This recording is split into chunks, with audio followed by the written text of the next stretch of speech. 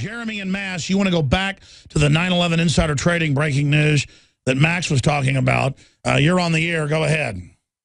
Hey, Alex. I produced a film called Black 9/11 based on Mark Gaffney's book. It's been reposted under the title 9/11 Conspiracy Solved. It basically views 9/11 as a massive financial crime rather than a terrorist attack, and goes into a lot of different details on whistleblowers like Richard Andrew Grove. Who works no, I've seen it. It's excellent. Doesn't it have millions of views total?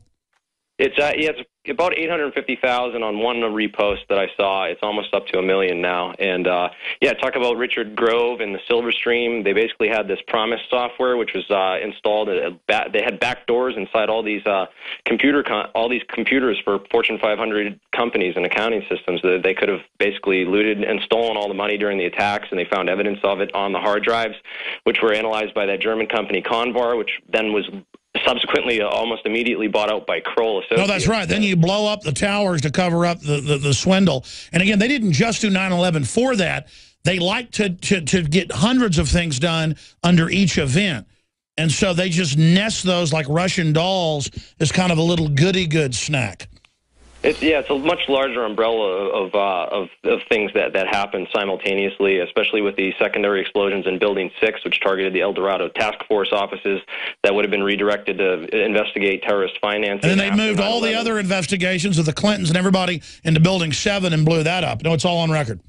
Oh, absolutely. Another thing I wanted to mention about all that was the details about AIG. And I'll tell you what, I'm going to come back to you after Max goes, because you're a smart guy. I want you to finish your points. Filmmaker there calling in of Black 9/11.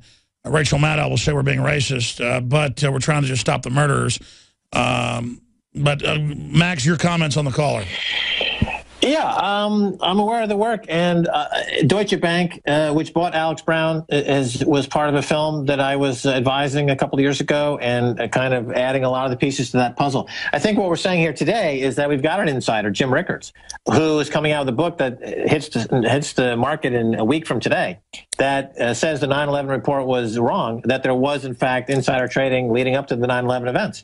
And so this fundamentally changes the entire discussion, and I'm adding my piece to the puzzle, which is that, yes, in that context, I can tell you that I spoke to insiders at Cantor Fitzgerald and Alex Brown, and they were trading on this information, and some of them died.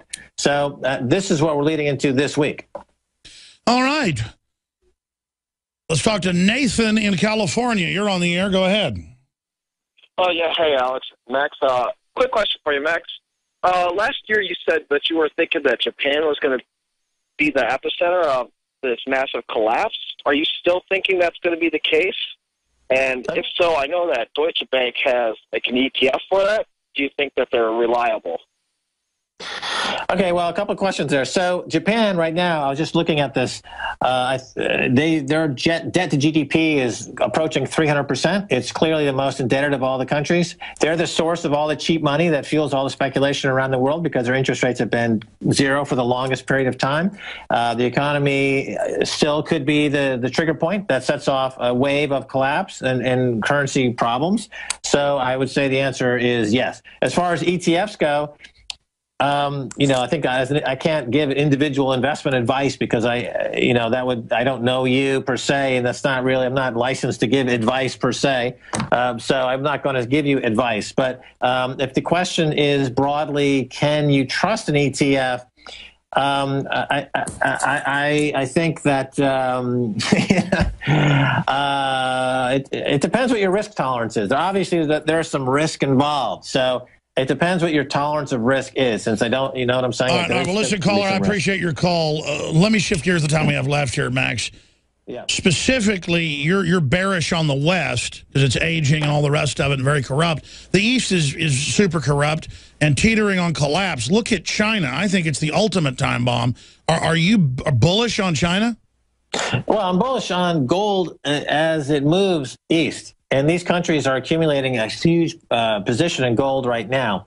And going forward, the currency that seems to be in the crosshairs of this global shift east would be the U.S. dollar. So on a relative basis, the U.S. dollar takes most of the brunt of this reconfiguration. And so, relatively speaking, these other currencies are going to do better against it.